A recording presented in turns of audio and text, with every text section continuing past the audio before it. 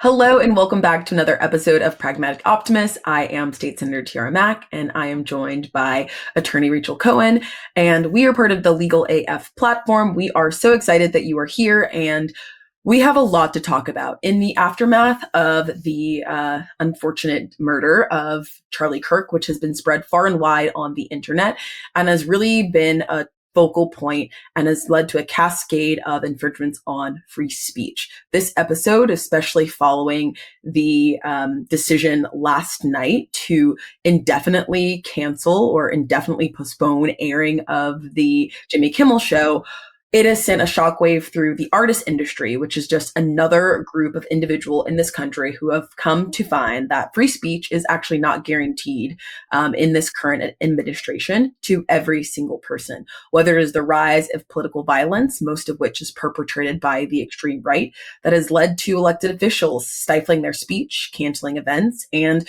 refraining from posting on social media, to now comedians being told on large platforms by the FCC that they can no longer host their television shows. This has sent shockwaves through another industry in our country. And Rachel, I hope that we can spend just a little bit of our time today talking about what that impact is going to have moving forward and how consequential this moment is to even more attacks on our democracy. I think it can't be overstated how serious the moment that we are in is.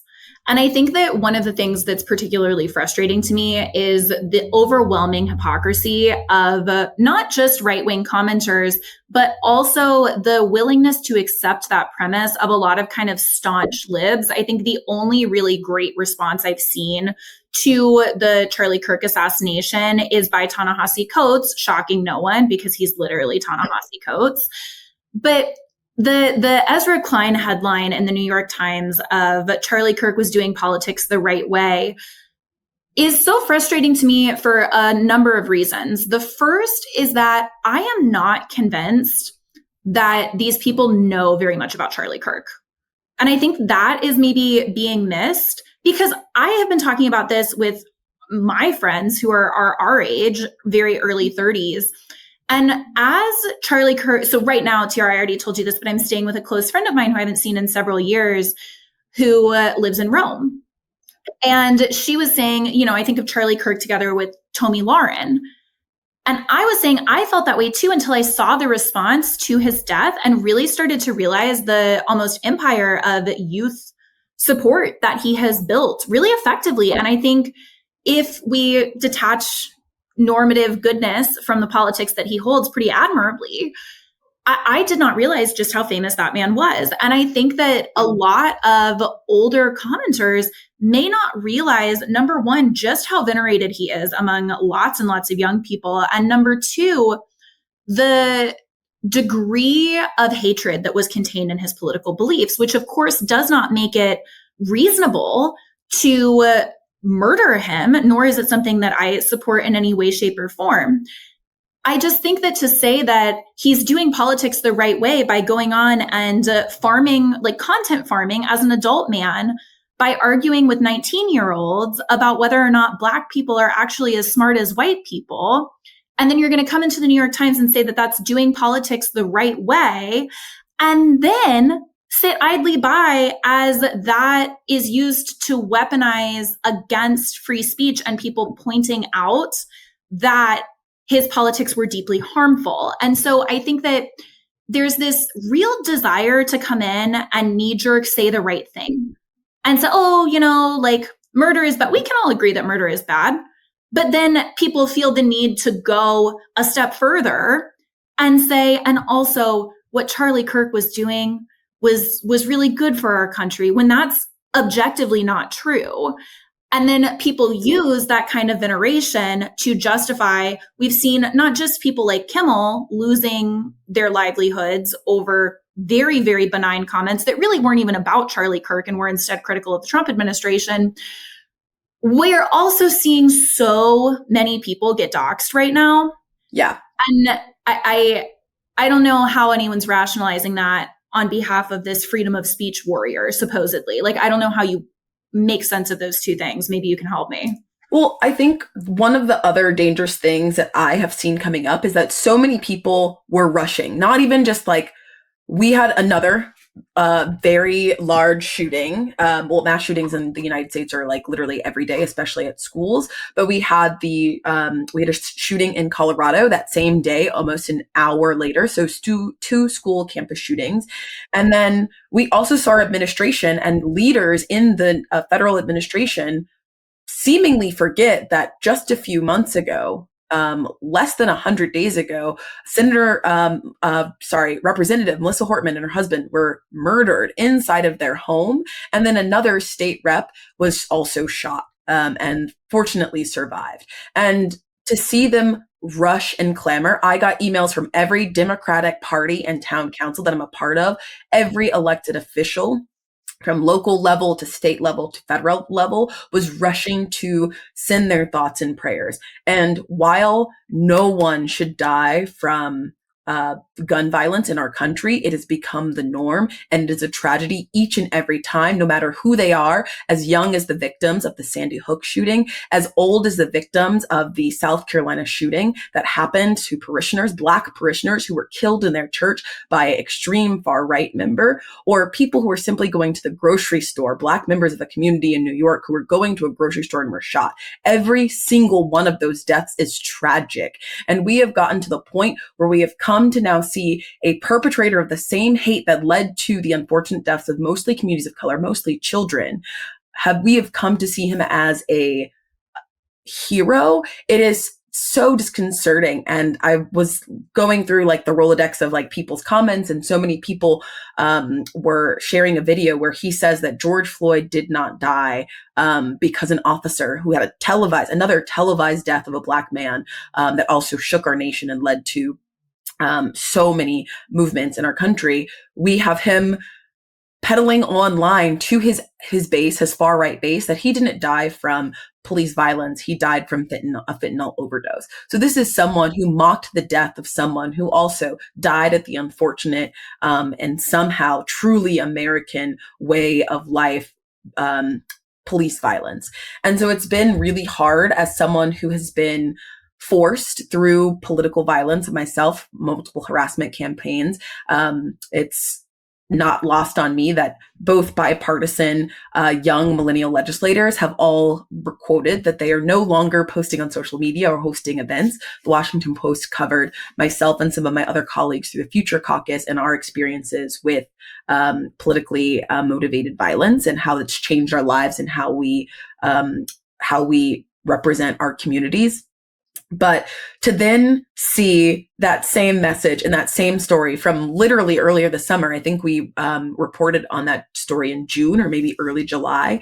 And then to have people ask me, well, what does this make you feel? Well, it makes me feel the same way I felt in this country when we allowed for the extreme far right to be able to say whatever they want online, where we've created radicalized young movements, where we've created an extreme far right that statistically is more likely to create and perpetuate violence in communities than any other group. And then we were expected to perform sorrow. And then we're expected to watch as our First Amendment rights are then stripped away at the expense of this one person. I don't have any clear answers, but it's a very frustrating experience watching the news media play out and watching well-meaning folks try to perform mourning, but not have the context that this is another instance of violence for communities of color, to watch the charades of this mourning continue to strip away our rights, our safety, and our ability to engage in our democracy. Absolutely. And I've said many times, and this is not necessarily a belief that I even know if you ascribe to, but I've reached high levels of free speech absolutism in my life, because I think that it's always going to be very easy to weaponize free or speech restrictions against other people. But I think that what I mean when I say that I am a free speech absolutist in that way is very different than what people on the right mean. Because what I mean is that I don't think that people should be in jail for speech, with very few, if any, exceptions. But what the right means when they say that they want everyone to be able to speak freely is that they mean they want everyone to not be allowed to get mad at them when they're racist. Mm-hmm. And I think that is a piece that's missing so much, is that I saw it a lot when I was at Harvard. I'm sure you saw it when you were at Brown. The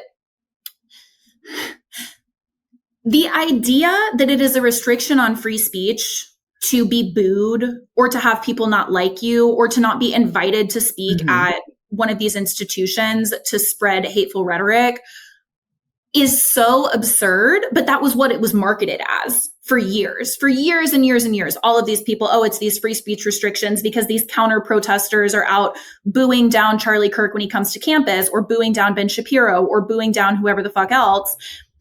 And now you see people engaged in intensive doxing campaigns to get people fired from jobs for saying things like, I don't think Charlie Kirk deserved to die, but I think it's pretty important that we not erase that he was like a racist.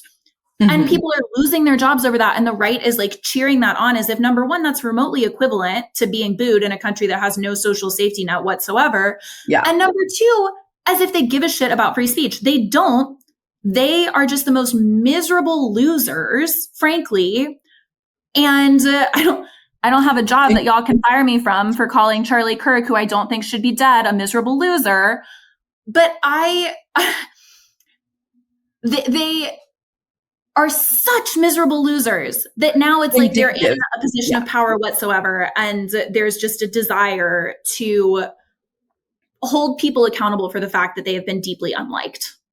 Yeah, and I think it's not even that they are supreme losers, it's that they are vindictive, because when the quote unquote woke mob came for their jobs, when people posted racist things online, like celebrating the death of Black men and young people who had died at the hands of police violence, and they were rightfully fired for their jobs for saying racist things and being white supremacists and claiming that it was okay to be Nazis. Like, not too long ago on that Surrounded show was a young man who proudly said, yes, I am a fascist on a like widely viewed platform, and lost his job and was surprised about it.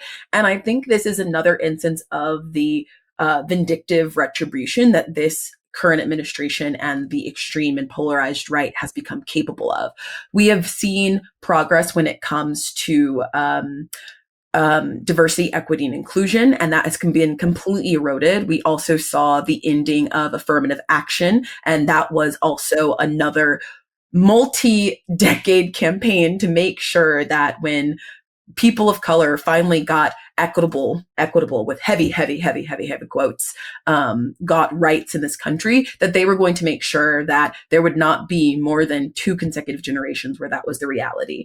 And we can continue going down this rabbit hole of free speech. I think I am flabbergasted, and I'm also being very measured, because it is terrifying as an elected official who has my address online and has to go to public events, and 6 months out of the year I am in the same building at a predictable schedule. It is terrifying to know that if I use my voice, I could be targeted. I could be a victim, another time victim of a harassment campaign, or I could see a world where, if we continue to see the erosion of free speech and entities like the FCC being used and wielded as a political tool, that people like me will not be able to say these things, hold these platforms, or even realistically see themselves in office. And so this is a very uncomfortable conversation to have, because I realize the weight of the words that I am saying right now and the platform that we could be accessing. This could potentially lead to danger for both of us. And I think the power in that and the hope that I have in that is that so many more people and artists realize the weight of this moment. If someone like Jimmy Kimmel, a rich, white, well-liked person in this country, working for one of the largest media conglomerates in our country, owned by Disney. So everyone, delete your Disney accounts, don't go on. You can rent most of what they have on their streaming service from the library for free, depending on where you live, or also borrow someone's password and try to use like a VPN so that they are not trying to keep your streaming services. But the weight of this moment is not lost on people who feel so much closer to losing so much. And I think having the artist community stand up and vehemently condemn this action gives me hope. But Rachel, as we close out, what is giving you hope, or can we leave on that hopeful message? And thank you for being brave enough to say some of the things that I am not able to say on this platform. I think that is a takeaway that I'd like to leave lots of people with, is that when you have privilege in this country, your job is to use it. What is the point of all of these privileges if we reach true authoritarianism and people are not willing to use them? And I think that I have a lot of firsthand experience recently with just how wide-reaching that impact can be. And so I think that it's hard to say if I'm hopeful or not, given that the reaction here is still ongoing. But I am interested to see how things continue to play out. I am optimistic that we have this platform and that I have I know people who are going to be the people that they've always thought of themselves as. Though how many of us there are, it remains to be seen. And we're going to talk a little bit more on our next episode, which will be a bit shorter, about the contribution of corporations and specifically corporate law firms like the one that I left about 6 months ago to the disintegration of free speech rights in this country. So subscribe, keep following along here on Legal AF on the Midas Touch Network, because I think that that's worth paying attention to. And we're going to break it down for you coming right up.